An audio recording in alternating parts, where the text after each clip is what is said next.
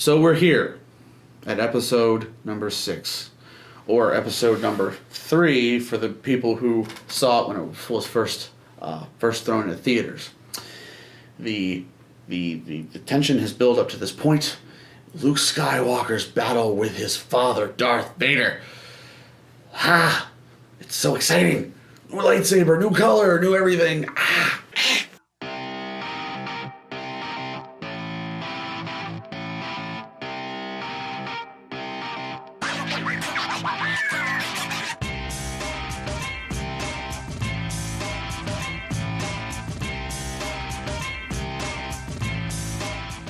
Hey guys and girls, welcome back to Midnight's Premiere. My name is Mr. Midnight. Of course, you guys probably already know that by now.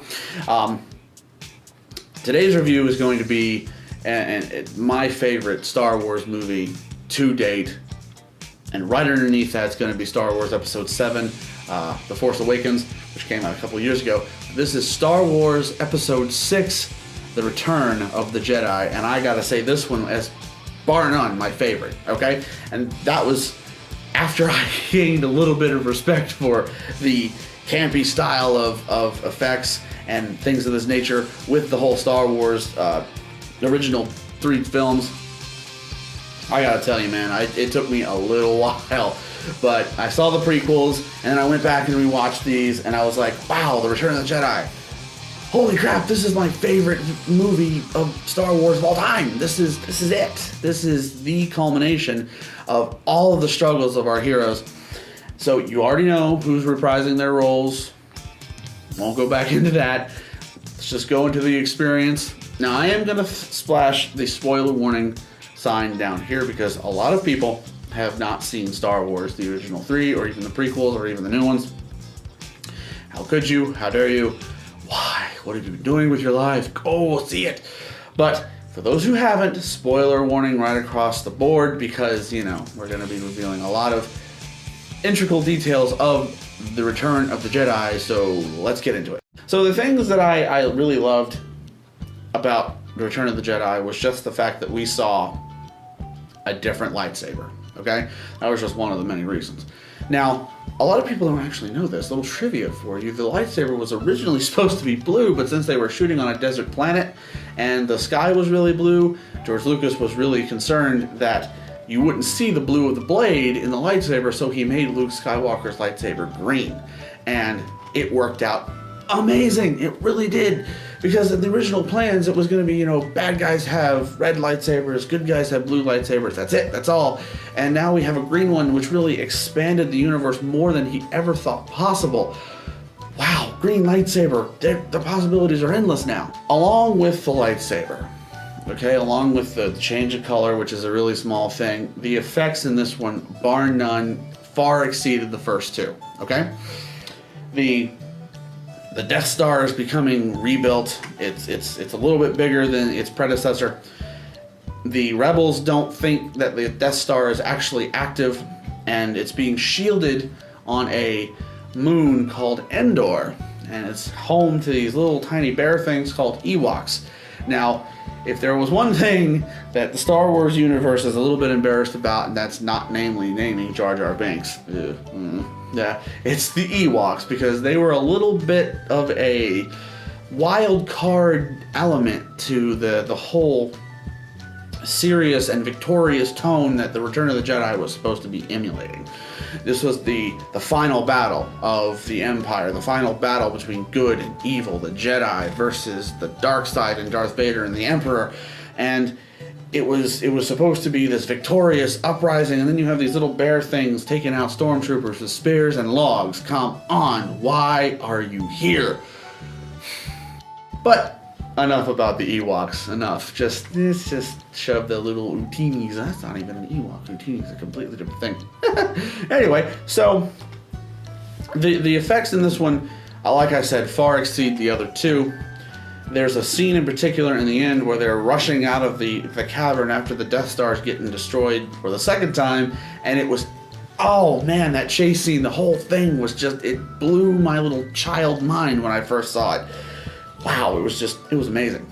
Now, some of the things that I liked, the list can go on and on, we'll be here for hours, but let's just say This was the perfect crowning cherry on top of that cake that ended the story amazingly, or so we thought.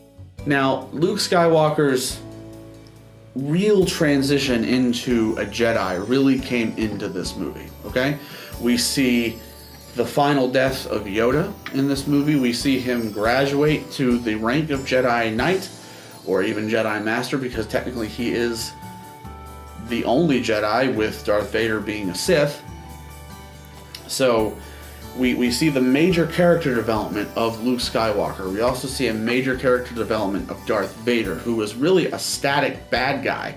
He was the baddest of bad guys, not to be mistaken, don't get me wrong, but he was really a non-developing bad guy who had a constant mission. And in Return of the Jedi, you really see a major leap forward in the presence of Darth Vader and his personality.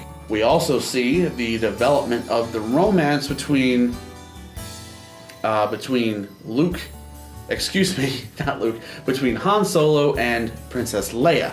Now, their romance actually culminated in this one, and they finally know what they want in life, and they just take it. And also, on another branching off into the sunset here, we see the final realization between Luke and Leia that they are brother and sister, and the whole awkward kiss thing from Empire Strikes Back was never mentioned again, thank God. So if I had to pick a rating for this movie, if I had to pick an experience for this movie, again, own this on original VHS if you have to, if you can, but if you have to, the Blu-ray, the special edition Blu-rays and everything, they work just fine. Now, there was one little annoying part that I didn't like in the whole movie, and that was the replacement of the original Anakin Skywalker actor with Hayden Christensen's Force Ghost at the end, in the digital re-release.